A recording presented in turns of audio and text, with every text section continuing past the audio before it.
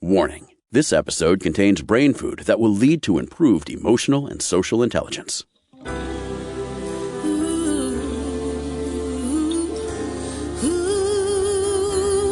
Give us 1 hour and we'll help you change the way you think about happiness. Harvesting Happiness with Lisa Cypers-Kamen is fresh, optimistic, and purpose-driven media that promotes well-being from the inside out. Each week, Lisa spotlights diverse trendsetters and change agents who are the greatest contemporary thinkers and doers, devoting their lives to creating a better world in which to live. Your host, Lisa Cypers-Kamen, is a widely recognized applied positive psychology expert, author, documentary filmmaker, and lecturer specializing in optimal lifestyle management. Let's get to it. Here's Lisa. Good morning, good afternoon, and good evening wherever you are. Thanks for joining us on today's show, where you will learn about medical miracles, spontaneous healing, and the race for a cure. My first guest is Dr. Jeffrey Rediger. Dr. Jeffrey Rediger is not only a medical doctor, he has a master's in divinity and is on the faculty of Harvard Medical School. He's the medical director of McLean SE and community affairs at McLean Hospital, which is a psychiatric hospital, isn't it, Jeff? Yes, that's right. Yep. Outside of Boston. Correct. And he's the chief of behavioral medicine at Caritas Good Samaritan Medical Center. Dr. Rediger is a licensed physician and board certified psychiatrist. He is also, as I mentioned, has a master's of divinity from Princeton Theological Seminary. His research with remarkable individuals who have recovered from illnesses considered incurable has been featured on the Oprah Winfrey and Dr. Oz shows, among others. He has been nominated for the National Bravewell Leadership Award and has received numerous awards related to leadership and patient care. And he's also the author of the book Cured: The Life-Changing Science of Spontaneous Healing. Jeff, I'm so grateful for you to come on the show and so appreciative of this work, because as I mentioned to you before we got started, I did have an experience within my own family of spontaneous healing, but I want to hear from you about what you've learned from supreme healers and your own experience with spontaneous healing. That's a great question. I'm really happy to be on the show and speak with you today. This was a long personal journey for me. It started in 2002 when an oncology nurse at Mass General came to me and said that she had just been diagnosed with pancreatic cancer and told us she had a few months to live. She went to a healing center in Brazil and began calling me saying she was seeing some amazing healings, and she thought I would look into it. And I said, no. No, not going there. No, I was a new medical director and faculty member at Harvard, and I didn't think anything real was going on. And I also was concerned about what my colleagues would think, so I just wasn't interested. But Nikki was persistent. She began having people call me from around the country and elsewhere saying that they had medical evidence for the recoveries, and did I want to see the evidence? I said no. And eventually, as these letters came in, I did begin to look at them, and I began to get curious that in some cases it looked like something was going on, and that's where this all started. And it's gone a long way since then in the last 17 years, but I owe a debt to Nikki for sure. Well, thank you, Nikki. And let's talk a little bit about the realness of this spontaneous healing, because people will say one cannot just heal spontaneously from pancreatic cancer. It does not happen. Right. Yeah. What's fascinating is in med school, we are taught that spontaneous remission is a fluke with no medical or scientific value. The word spontaneous in this context means without cause.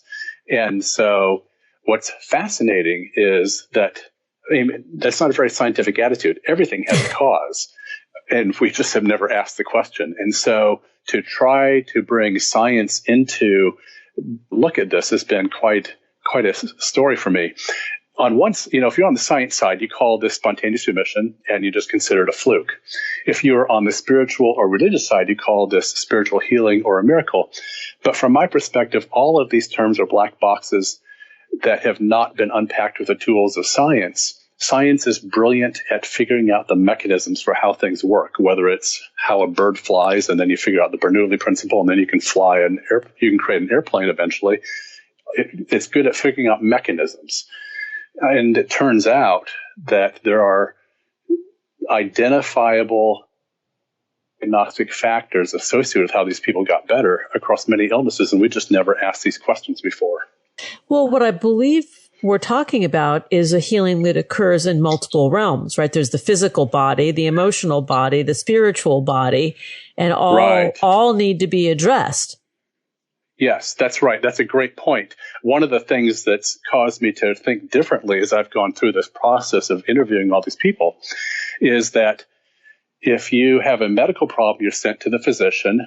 If you have a psychological problem, you go see a psychotherapist. If you have a spiritual problem, you go see a priest, rabbi, imam, or minister. But as these experts in these different fields, if they don't stand back and look at the forest for the trees and see what's really going on with this particular person in the large view of things, they're only going to give recommendations or perspective that has to do with their piece of the pie. And what happens in these healings is it takes up all of the different aspects of the person and reworks those categories fundamentally. And so for a person to get better, they have to see the whole picture. And that's why we need to help our experts stand back and see the whole picture, because the advice they give from within that narrow silo is not going to be what you need if you want to heal at this level. Talk a little bit about the spiritual journey, your own spiritual journey, which took you through divinity school, and then there was a shift into medicine. Yes, I was a confused kid, came out of an Amish background, actually lived in a very rural culture when I was growing up. We didn't have regular access to things like TV or radio or store-bought clothes. It was a very conservative world, to put it mildly, but I was going to public school during the day and then coming home in the evenings to a really different culture. And that stirred up a lot of questions for me. It was hard for me to find the answers that I needed in a world that was so conservative and in some ways very painful. And so the long and short of it is I took off for college. I went through a difficult time when my fiance at the time and my grandfather died on the same day in 1982. And that was really the ending of life as I knew it in a lot of ways. But what that did is it set me on a journey to figure out what's true, because at that point I had burning questions around how do you know what's true? Is there value to life and that sort of thing? And that drove me into seminary. And I was going to go for 1 year and then go on and get a doctorate in something else. But I loved seminary. I had this wonderful mentor. And so I stayed and got the 3-year Master of Divinity and had 3 years to just go deep into theology and philosophy of science. And it was a life-changing journey for me. When you speak of the philosophy of science, and we speak of the science of medicine and the spiritual relationship between those elements, isn't dis-ease when we become diseased, that it is some aspect of body, mind, spirit, whatever, or all three, that has this inability to reside in one's skin in a healthy state? Absolutely true. And it's true both psychologically and also physiologically. And to really understand what that dis-ease is and what needs to be adjusted within one's life, whether it's at the biological level, at the nutritional level, at the psychological level, or the spiritual level, it's a fascinating inquiry.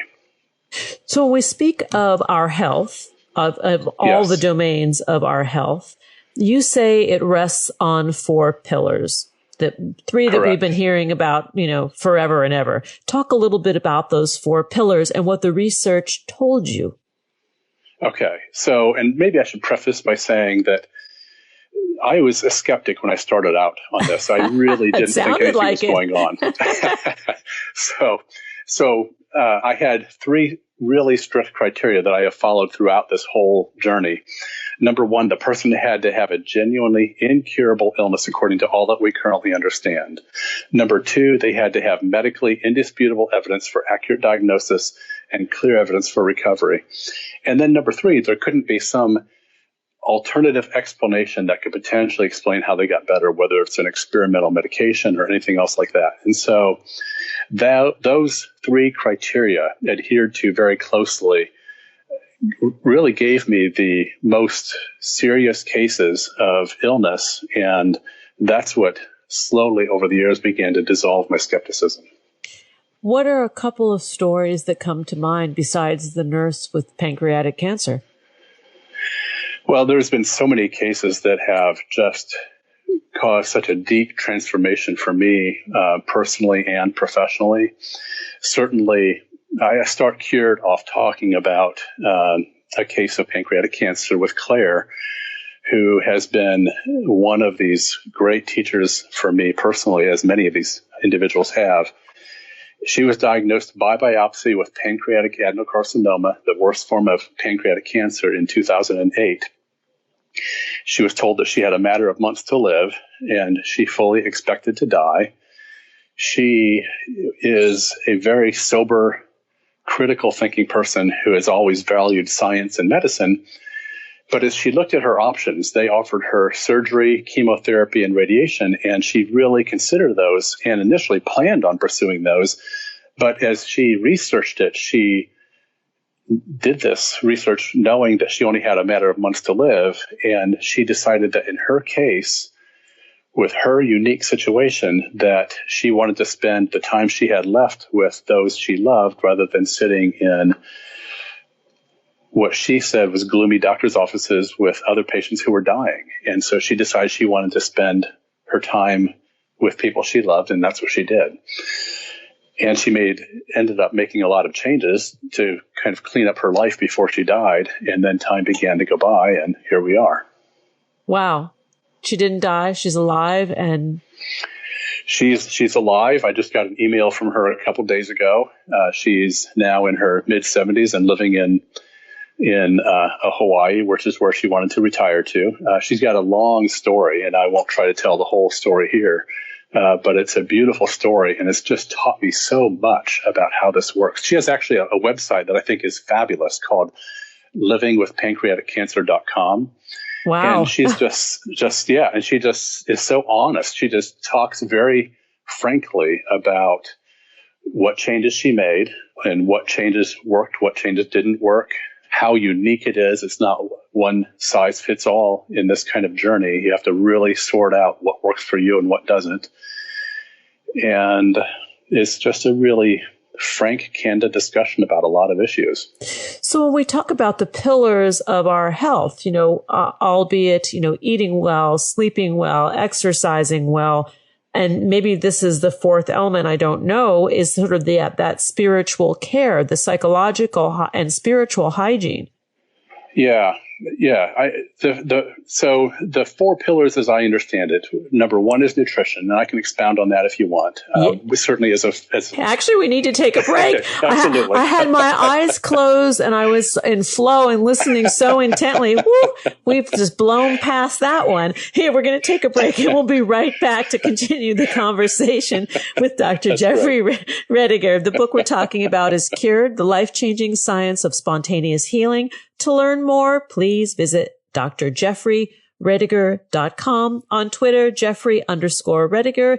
On Facebook, Dr. Jeffrey Rediger. And again, on Instagram, it's that same handle, Dr. Jeffrey Rediger. Here comes the break. We'll be right back. And that really is a guarantee. To learn more about cultivating sustainable well-being at home and the office, visit harvestinghappiness.com and explore Lisa's experiential on-site brain fitness workshops, corporate programming, and speaking engagement services.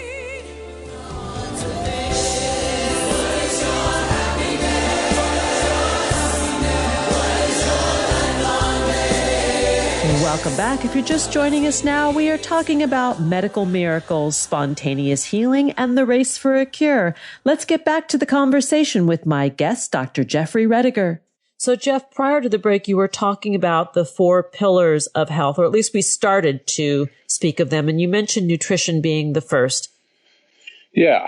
So we get a lot of misinformation in med school, and I think also nutritionists often get misinformation as well because there's so many industries and perspectives and politics around food. So watching these people and the decisions they made and really trying to track what really helped and what didn't help has been quite a path. And so I tell people it's not one size fits all when it comes to nutrition, but the underlying commonality among most of the people that I studied was that, eat the good stuff, eat mostly plants, eliminate processed foods, sugars, and refined flours from your diet. If you want to eat meat, then eat animals that were happy when they were alive, not full of stress chemicals or stress hormones, and grass-fed, so that's healthier kinds of fats, and not pumped full of chemicals. And that's a summary, a little bit of nutrition. It's a big topic and a lot more than we can talk about here, but getting rid of processed foods, sugars, and refined flours is a really big deal. And is that to also reduce inflammation? Is the idea to have a diet that's basically anti-inflammatory? Yeah, that's absolutely true. And that gets into the second pillar, which is about healing your immune system. And if you want to heal your immune system, then you need to heal the chronic inflammation in your body. As doctors, we are trained in body parts. If one wants to become a psychiatrist, then they study the brain. If you want to become a cardiologist, you study the heart. If you want to become a gastroenterologist, you study the GI system, et cetera. But that's been brilliant in a lot of ways. But what it has prevented us from doing is standing back and seeing the forest for the trees and seeing that a person doesn't have a heart problem or a diabetes problem or a cancer problem or an autoimmune problem or a blood pressure problem. More fundamentally, we have a chronic inflammation problem. And so if you want to decrease the inflammation in your body, then you need to heal your immune system because it's the immune system going awry that's creating the chronic inflammation. And so, we have this amazing immune system with all these brilliant cells and cell subtypes that want to do their job crisply and efficiently. But for that to occur, you have to give them the proper conditions. And so one way to do that is to avoid toxins, don't over-medicate, flush your lymphatic system regularly with lots of water. Can we stop there for 1 second? Going back to the over-medication, because it is the antithesis of how most modern doctors practice. Yes. I think that's slowly starting to change, but it's absolutely true that the last number of decades, for understandable reasons and for brilliant reasons in their own right, but has been really about shutting down the immune system. We have immune suppressants. When a person has a fever, we often will try to decrease that fever with antipyretics, Tylenol and Motrin and that sort of thing.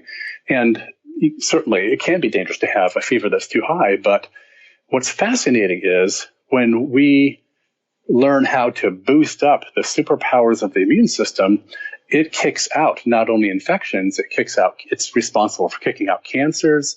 It's responsible for doing all kinds of things that keep us vital and healthy. And so I really talk in Cured a lot about what it means to create a really strong immune system that you don't have to worry about infections as much or worry about illnesses as much.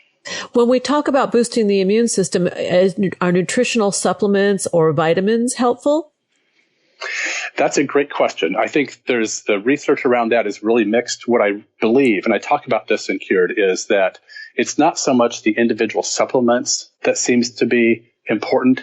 It's getting the dense nutrients into your body. Foods have all kinds of complex chemical interactions, and I have not had experience with seeing people get better by just taking certain supplements without radically changing the nutritional density of what they put into their body. So I think it's more about a whole foods diet where all those chemical reactions can occur in a complicated way rather than just one supplement here and another supplement there. It's a lot more complex than that. Phytochemicals is a new science, And that seems to be very important for health and immunology also. So give us another pillar. So another pillar is that if you want to heal, you have to heal your stress response. And not all stress is bad. Some stress is important and good. We learn when we have stress of certain types. Running a marathon can be challenge stress because if it helps you reach into your higher self and expand your understanding of what you're capable of. But if you're in a toxic relationship, or if you come home at the end of every day from work and you feel depleted and questioning your value, then you're not going to be able to heal properly because you're going to be in chronic fight, flight, or freeze. And your body is going to be secreting all of these stress hormones, cortisol, adrenaline, norepinephrine, and flooding your immune cells in your body with these hormones, and they will prevent you from healing adequately. So it's really important to either change your environment when that occurs or change your response to the environment. And exercise can be helpful for that. Oh, absolutely. Yeah. Exercise is highly anti-inflammatory. Yeah. The studies are really clear that exercise really lowers inflammation in the body, as long as it's healthy stress and not toxic stress without adequate rest in between. Well, we could probably do a whole show on the differences between distress and eustress, right?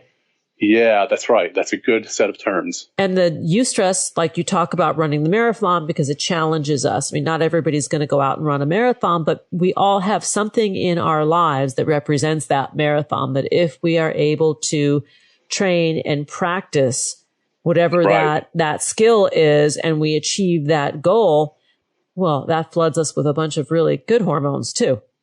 Yep, absolutely true. Yeah. So when we talk about spontaneous healing, the cases that you write about, they are terminal diagnoses, but somebody who can practice these principles when they have a less serious medical or health challenge. Yes, that's absolutely true. These factors are very much the foundation for creating well-being and vitality, for knowing your value, and this really gets into the fourth pillar of healing and well-being, where a person heals their identity or heals their deeper beliefs. We all grow up with these conscious and unconscious beliefs that we inherit from our parents, from kids on the playground, from the way we interpret experiences that we have, from colleagues at work and school. And these become the conscious and unconscious filters through which we view the world and ourselves. And what I've come to believe is that many of us have these unexamined collection of beliefs, that some of which are true and some of which are false about who we are and about our value. And if we don't examine those and eliminate the false beliefs, then we are going to be giving ourselves and our bodies and our lives mixed messages. And I'm convinced that's a big factor in terms of what becomes possible in terms of healing or not. I like this fourth element. It's one that's not spoken of very often. I think it's actually the most important one. I had some people who I've studied, Dr. Patricia Kane, for example, a physician diagnosed by biopsy with idiopathic pulmonary fibrosis back in the 90s.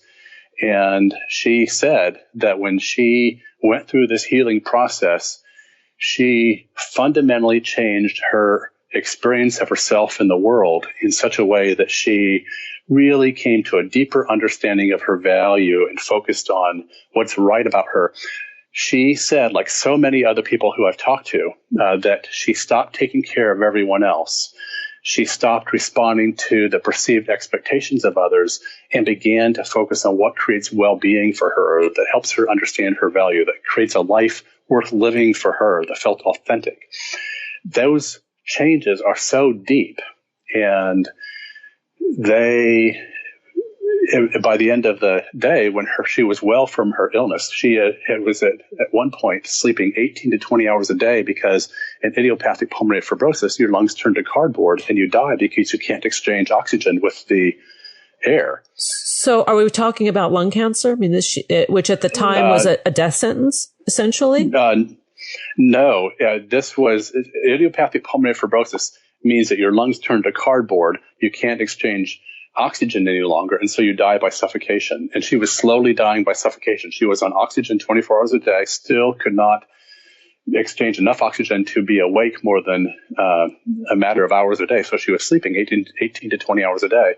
When she went through this process of several months of healing that was very intense, she not only regained her capacity to breathe normally, she then was able to go off of disability, return to work, and she now is so grateful for the way the illness changed her beliefs about herself and her value and her understanding of the friendliness and love in the universe, that she now does home visits for very ill people just as a way of saying, as a way of giving back out of gratitude for what she's been given. And she also has this website called email called Doc's Daily Chuckle, which she sends out because she thinks humor is such an important part of healing. Oh, so she's an amazing lady. And, I've learned so much from her story and similar stories of so many other people, but she changed her relationship with herself. She healed her beliefs and her identity. And that's very touching.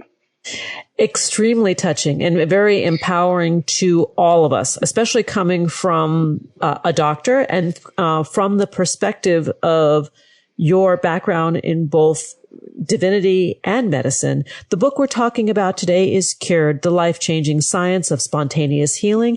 My guest has been Dr. Jeffrey Rediger, MD. He also has a master's in divinity, and you can detect that beautiful woven tapestry of both sides of your brain in the discussion, To learn more about his work, please visit drjeffreyrediger.com, on Twitter at Jeffrey_Rediger, on Facebook and Instagram.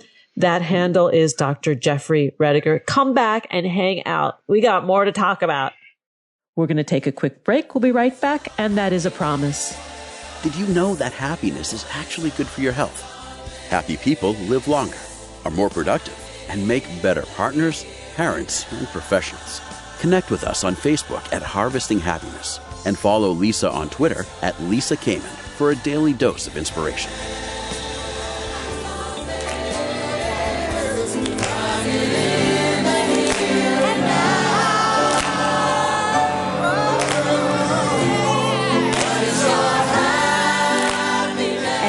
We are back, continuing our conversation about medical miracles, spontaneous healing, and the race for a cure. My next guest is Dr. David Fajgenbaum. He is the author of Chasing My Cure, A Doctor's Race to Turn Hope into Action. And David writes this memoir from his own journey, which I'll have him tell you about. But I think that the timeliness of this conversation is super important and quite topical. Dr. David Fajgenbaum is one of the youngest individuals ever appointed to the faculty at Penn Medicine. After spending months hospitalized in critical condition, having his last rites read, and having 4 deadly relapses of idiopathic multicentric Castleman disease, IMCD, during his medical school tenure, David decided to fight back by conducting research and creating the Castleman Disease Collaborative Network, CDCN. David is now in the longest remission ever thanks to a treatment that he identified and began testing on himself. Dr. Fajgenbaum is many things besides a medical doctor. He has an MBA as well from the Wharton School. He's a former Division I college quarterback. Just thought I'd throw that in. Champion weightlifter, co-founder of a national grief support network, and dad to an adorable little 18-month-old, which I loved hearing about. And he's in the house. Welcome, David. Thanks for joining us on the show. Lisa, thanks so much for having me. It's such an honor. Oh, well, no, the honor is mine because I received this book in the mail and I was like, oh my goodness, we have to have this man on the show. And it was before the world was upended by germs. And I think we need to really just jump right in. There is a quote from the book that I would love for you to read because it's topical for all of us at this moment. Sure. So it starts... This is a story about how I came to understand that hope cannot be a passive concept. It's a choice and a force. hoping for something takes more than casting out a wish to the universe and waiting for it to occur. Hope should inspire action. And when it does inspire action in medicine and science, they can be harnessed to make that hope a reality beyond your wildest dreams. And there it is, what the world is faced with at the moment. And your journey has certainly exemplified for all of us. First, if you could explain what Castleman disease is, so our listeners know. Sure. Absolutely. So Castleman disease is a rare immune system disorder where basically your immune system begins to attack and shut down your vital organs like your heart, your lungs, your kidneys for an unknown cause. It's basically similar to a lymphoma in some ways, but actually what we're seeing in patients with COVID-19 getting really, really sick, requiring ICU stay, that looks quite similar to what has happened to me in the past with my battling idiopathic multicentric Castleman disease. About a third of us diagnosed with Castleman's will die within 5 years of diagnosis, and another third will die within 10 years of diagnosis. So it was a terrifying diagnosis to get at 25 years old. But as I shared from that quote, it was something that has really driven me to turn my hope for a cure into action. And talk a little bit about your journey and how you found your way to a treatment that has been successful. Sure. So I decided to go into medicine after undergrad. I had lost my mom to cancer while I was in college and had promised her that I would dedicate my life to treating cancer and to becoming a doctor. And I was in my third year of med school when I was totally healthy, and out of nowhere, I noticed I was getting terrible abdominal pain, feeling just incredibly exhausted, noticed lumps and bumps popping up in my neck. And I went to the emergency department after an exam, and they did blood work and told me that my liver, my kidneys, and my bone marrow were shutting down, and they hospitalized me right away. I was so sick that I gained 70 pounds of fluid. I went blind in my left eye due to a retinal hemorrhage, and I drifted in and out of consciousness for months. I was eventually diagnosed with this disease, idiopathic multicentric Castleman disease, but I was so sick 2 days before I was diagnosed that a doctor came into my room and told my family to say their goodbyes, and a priest administered my last rites to me. So I've really considered that moment when I had my last rites read to me to be the start of my overtime, time that I didn't think that I would have, where I can really fully appreciate just how precious life is. Again, thinking about what's going on in the world with COVID-19, I think that this virus has kind of put us all into feeling like we're in overtime, like we don't know how much time we have on our clock. But I think that can be scary, but it can also help us to focus on what's really important in life. I was given a bunch of chemotherapy, which eventually got me into remission. But unfortunately, I had relapse after relapse after relapse. I needed many more rounds of chemotherapy before finally deciding, as I shared from that first quote, that I could no longer just hope for a treatment. If I wanted a treatment or a cure, I would need to start searching for one. And I conducted research and eventually found a drug that was developed 30 years ago for kidney transplantation and had never been used before for my disease, that I started taking myself.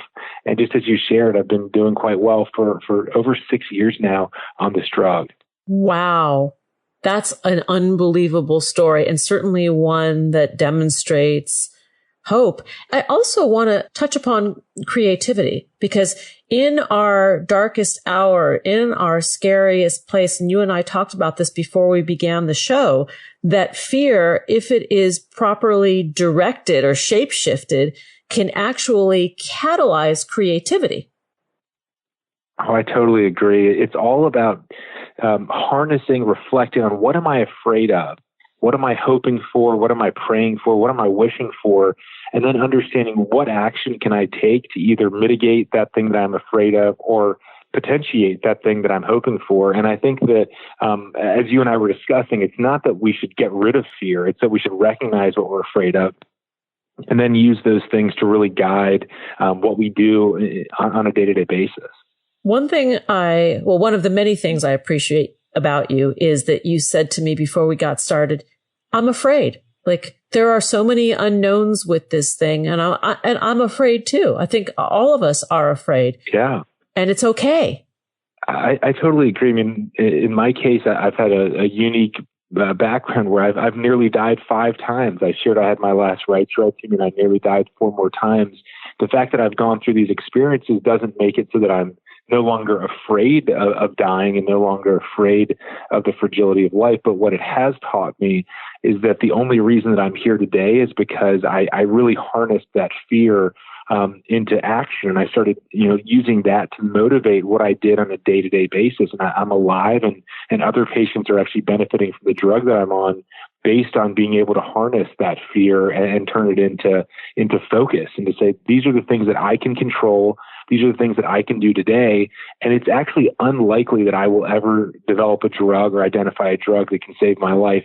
However, if I don't do something, there is no chance that I will have a drug that could save my life. So I think many of us are actually in a really similar boat right now where it's unlikely that there is a specific thing any one of us can do that's going to completely, stop this pandemic in its tracks. I mean, it's very, very unlikely.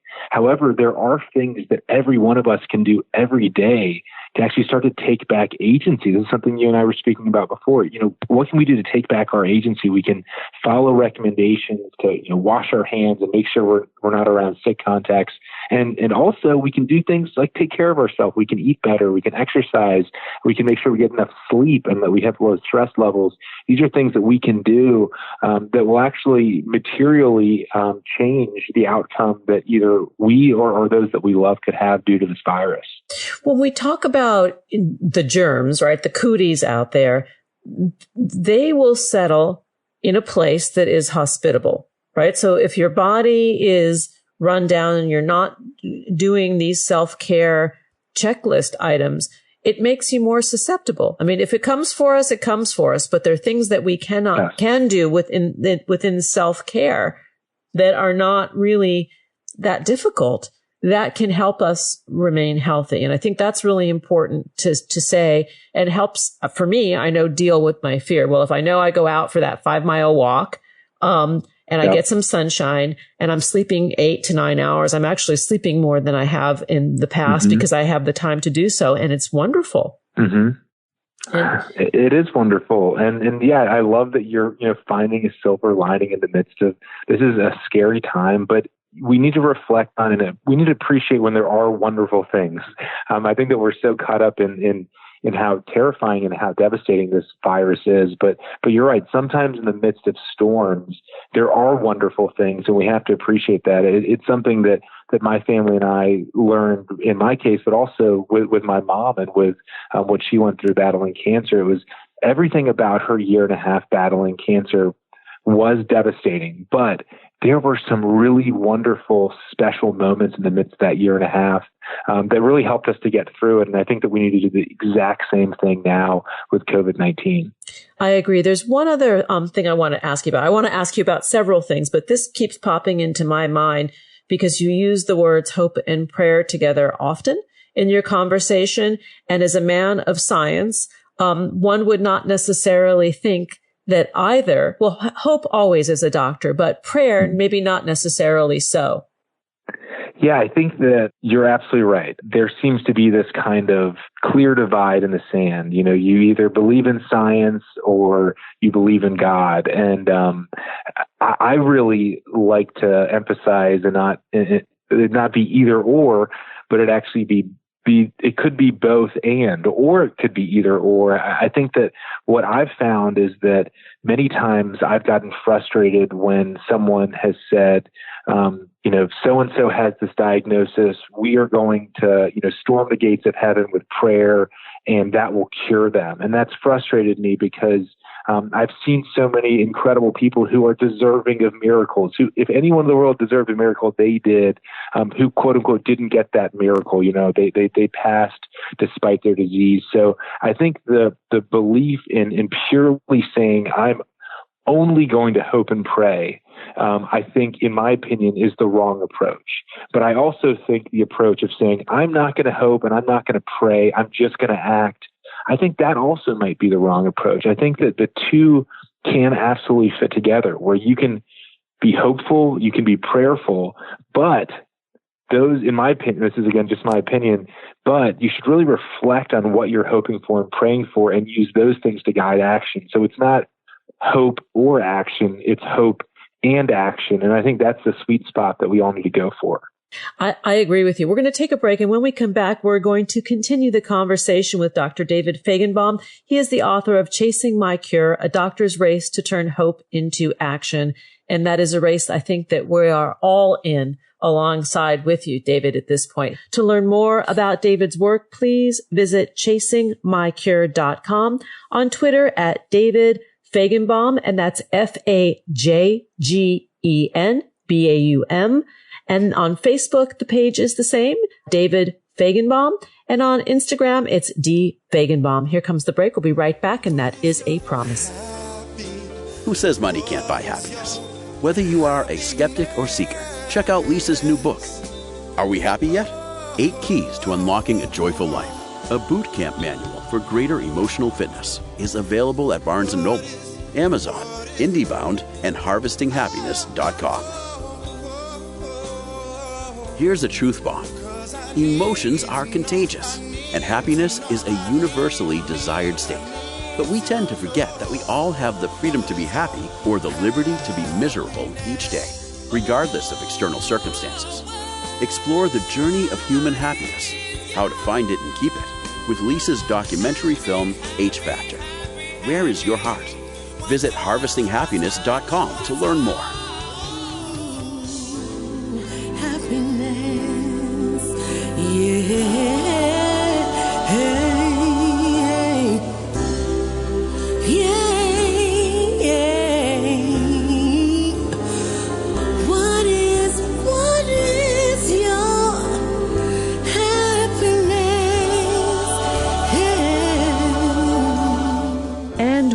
Are back, continuing the conversation with my guest today, David Fajgenbaum. We're talking about the race for a cure. Let's get back to that conversation. Welcome back. If you're just joining us now, I have the great pleasure of hanging out with Dr. David Fajgenbaum. He is the author of Chasing My Cure, A Doctor's Race to Turn Hope into Action. David was diagnosed with what is called idiopathic multicentric Castleman disease, IMCD, during medical school. And rather than being the patient or the victim, he got busy helping to find a cure for what ails him. And I think that this discussion is relevant not just to praise and share your book, David, but also to empower our listeners to have some agency in their lives as they come up with a new way of being amidst COVID-19 and managing the fear that the world really is experiencing at this moment. Absolutely. We were chatting during the break, as you know, about how many times we're encouraged during scary times like now to find silver linings, find that thing within your day or within your life that is positive because of the really tough times. Maybe you're spending more time with your family than you would. And that's a really great silver lining. Something that I've found from my experience is that we should definitely look for silver linings, but we should also look to create silver linings. So we should say, okay, this is a really tough time. What can I do? What action can I take today to make this positive? Maybe there's something that you can do virtually by FaceTime or Skype with someone that you haven't seen in a long time, and you can make their day, or you can do something that you wouldn't have done otherwise, but that takes action. And I think that this whole concept of action, as we were saying before the break, hope and action, I think is really what we should all be going for. Well, the creation part, the verb, that the action, the silver lining comes from doing something. And it's funny, we were talking about humor also. And I have a friend in Australia, and I've been hearing from my friends around the world the past few days, which is pretty cool. Like, we all have a little bit more time to connect. And I have a friend that lives in Australia who owns a toilet paper company. And so it's pretty funny. Like, he said, business is really good, knock on wood, and I'm like, well, I might be leaning on you for a care package in a few weeks. And, it's sort of sick, silly humor, but it's like, kind of makes us in this thing together. I totally agree. Humor in the midst of tough times. And I do talk about this a lot in my book, because humor helped me so much during tough times. I mean, you'd think when you're in the ICU or if you're hunkered down in quarantine because you might get COVID-19, that humor would be the last thing that you'd need. But just as you said, there's something so social about laughing and about being positive. I'll share a quick story from my third hospitalization. At this stage, I've been hospitalized for almost 6 months. I had nearly died this is just almost died for the third time about 2 weeks before. And it was New Year's Eve of 2010. And my dad and I decided to take a walk around the hematology oncology floor at this hospital. And as we passed the family waiting area, there was a gentleman who looked like he'd been drinking on New Year's Eve. He was kind of like swaying in his chair. And in our next laugh, we saw that he had fallen onto the ground. So my dad ran over to him and helped this drunk gentleman back into his chair. And he looked at my dad and I, and he said, "Thanks so much. Good luck to you and your wife." And we're like, "Wife? What is he talking about?" And then I looked at my belly, and I had such a big belly because of all the fluid, because my liver and kidneys weren't working, that he actually thought I was my dad's pregnant wife. Oh. And, there are two things that can happen when someone confuses you as your father's pregnant wife. One, you can, burst into tears and say, "Oh my gosh, I cannot believe that I just got, confused as my father's pregnant wife. This is a low point." Or you can just burst into laughter. And my dad and I, we were crying. We were laughing so hard. And I think that, as you said, it wasn't just funny to me, but it was funny to us. And that was a sense of connection that we needed during such a tough time. Yeah. Humor is such a valuable tool to all of us as we go through this. And, all the crazy get-ups. I mean, I can speak from my own experience because I'm a caretaker of a 95-year-old. So I suit up when I go out into the world, and I'm showing up in places with, my N95 that was gifted to me from a friend who's a doctor, my latex gloves. And if I had one of those bio suits, those paper disposable suits, I'd probably wear that too, because I feel like this woman cannot die on my watch. That is not acceptable. Yep. And you're so right. It's not even about any one of us. Just as you're saying, I mean, this is about the people that we love who are more susceptible. I certainly fall into the more susceptible category because the drug I'm on is weakening my immune system, but in doing so, it's saving my life. But of course, people like me are at high risk. And so I just love that you're thinking about what sacrifices you can take for people that you love. Yeah. And the flip side is I'm separated from my kids, and I would love nothing better than to drive across the country and go get them. And I know that it's the wrong move for a whole host of reasons, especially the newest news, right? That the young and hardy are also vulnerable. That's exactly right. And, as a father of an 18-month-old, I can't imagine, being separated by that kind of distance with this going on. But, so I can really appreciate that desire to, want to be co-located. But as you said, we have to be really careful. Yep. So we hang out, we FaceTime all the time. And nice. I would say that connectivity has gone up. I don't know what your experience has been during all of this, but I feel more connected and having more regular contact with those that I love now than I had 3 weeks ago. I totally agree. I'm staying, my wife and I and daughter are staying with my in-laws. And just last night, my father-in-law was talking about how this experience has made him appreciate health and made good health when you have it, and made him appreciate family in a way that maybe he didn't appreciate before. And so it's realizing that, our health is the most important thing that we can have.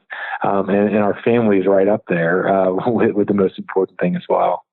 And these diseases, whether it's what you have come through or COVID-19, they are agnostic. They really don't care your age, your color, your socioeconomic background, your education. It's like it can come to anyone. And I guess the idea is to really recognize that it is a we thing. It's not a me thing. That's exactly right. It's a we thing. It can affect any one of us. And I think that, knowing that, no one is immune to this thing, we all are in this together. Another aspect that I think connects diseases and individuals across diseases is that actually a number of drugs that are already approved for other conditions are being tried right now to treat patients with COVID-19. This is a concept called drug repurposing, something that we've been really pushing hard in the Castleman disease space, and that's that there are 1,500 drugs already FDA approved for something, and there are 7,000 diseases with nothing, no FDA approved drugs. So how can we think about reusing those 1,500 drugs in new ways? Because COVID-19 is on the top of everyone's radar right now, but when things like this are not happening, I and many others worry about the 7,000 rare diseases that affect 30 million Americans with no therapies available. And so we really need to get creative about ways that we utilize drugs that were developed for one condition for other conditions. And actually just today, I saw some more headlines about some already approved drugs. In fact, there's a Castleman disease drug that was developed 40 years ago in China, it was actually developed in Japan, called tocilizumab, that's now being used in China to treat COVID-19 patients. So all these diseases are interconnected. Things that work for one disease can have an impact for other diseases too.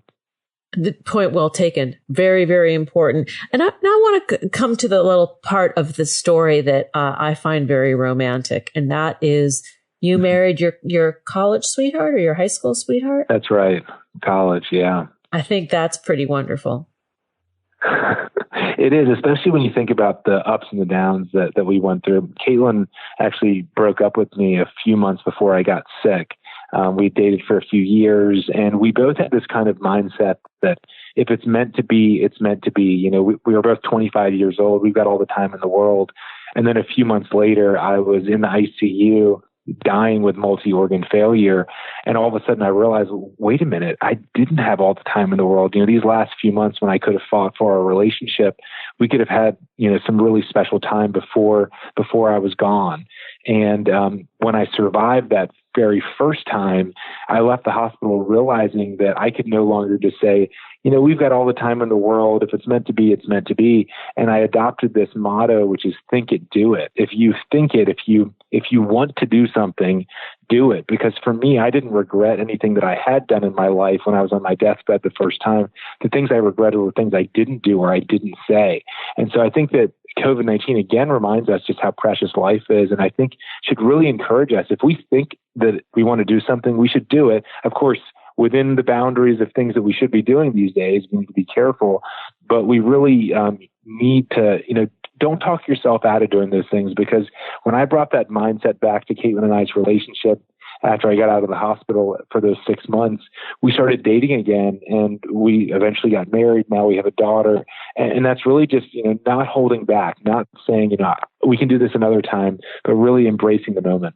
Yeah, well, now is the time, you know, carpe diem. I think that you are the poster man for the right way to live carpe diem, you know, not recklessly, but mindfully. Exactly.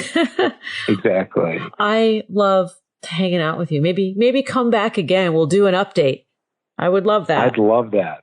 I would love that so much. Me too. You've made my day. I've had the great pleasure of hanging out with Dr. David Fajgenbaum. He is the author of Chasing My Cure, A Doctor's Race to Turn Hope into Action.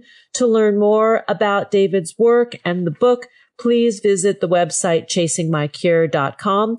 On Twitter at David Fajgenbaum, Facebook, David Fajgenbaum, and on Instagram, that handle is D Fajgenbaum. Thanks so much, David. Stay safe and stay as joyful as you are. You as well. This has been such a positive window in my day. So thank you so much. It's going to last for many days. Me too. Right back at you. Thanks for joining us on Harvesting Happiness today. This is Lisa Cypers-Kamen and my guest today, Dr. Jeffrey Rediger and Dr. David Fajgenbaum, wishing you kind thoughts, kinder words, and the kindest of actions. Until next time, remember, happiness is an inside job. Happiness is your inside job. Go out and rock your day. Stay safe and joyful. Keep harvesting your own happiness anytime and anywhere, from the comfort of wherever you are. Subscribe, listen, and share hundreds of downloadable episodes via our free app or from our libraries at toginet.com, iTunes, Google Play, and other fine podcast platforms. To learn more about Lisa's global consulting services, please visit harvestinghappiness.com. Spread more joy by liking us on Facebook at Harvesting Happiness and following Lisa on Twitter at Lisa Kamen. Harvesting Happiness is produced in collaboration with TogiNet Radio, KBUU RadioMalibu.net, and is available on PRX, the Public Radio Exchange.